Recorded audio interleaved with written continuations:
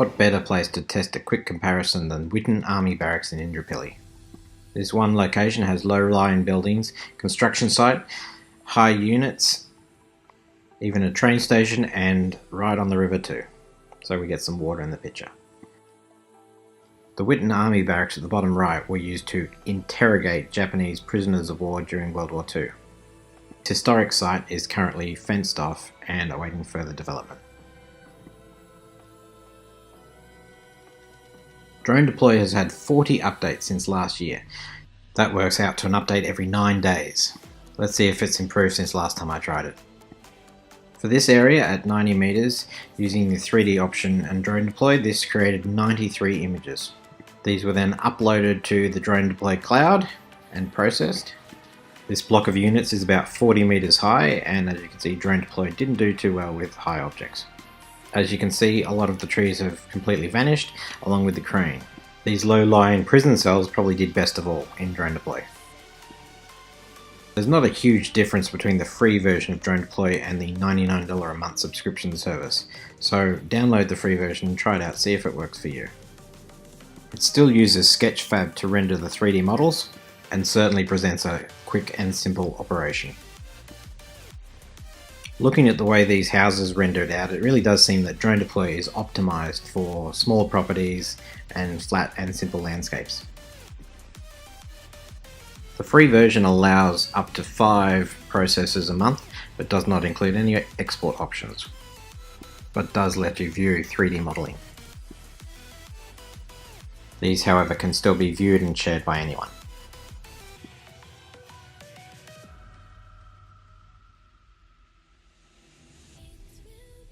But as you can see with this taller block of units, it's completely lost shape. I did think it was due to some reflection off the object, but this was a cloudy day, so this should have come out okay. Overall, not great, but not the worst I've ever seen.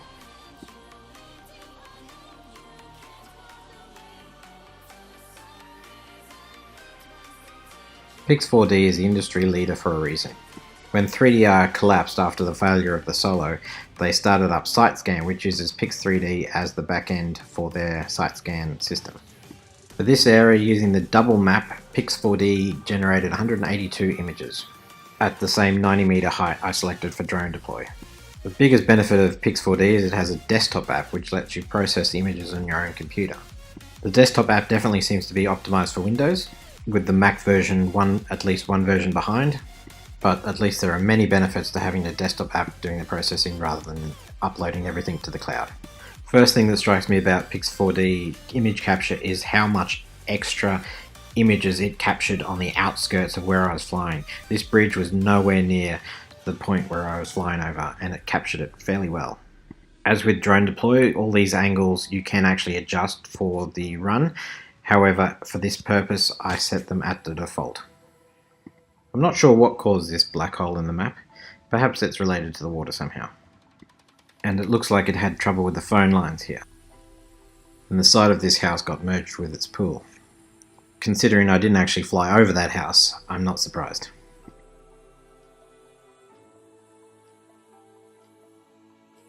Fairly nice job on the block of units here. A bit of work, you could actually fix that up to be quite a presentable model. I'm a bit surprised so much of the crane vanished. However, everything is certainly better than what DroneDeploy output. Considering Pix4D is almost 4 times more expensive than DroneDeploy, it's not surprising.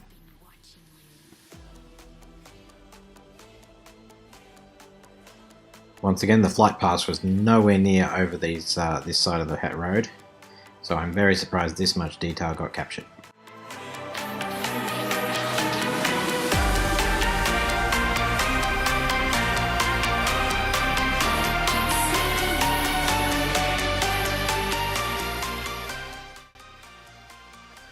Okay, so what if we throw the DroneDeploy images into Pix4D and let them process in that?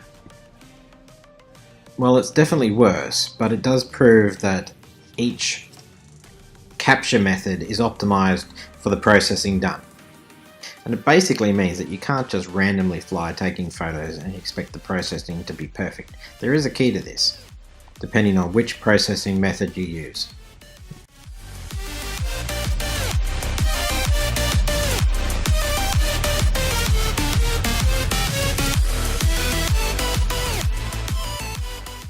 But let's test that anyway. Here are all the images from DroneDeploy and Pix4D created on the day at 90 meters, thrown into Pix4D for processing. It is actually slightly better, but most of that is Pix4D. I show a still comparison at the end of all 4 versions, and there is a definite difference between Pix4D alone and Pix4D plus DroneDeploy.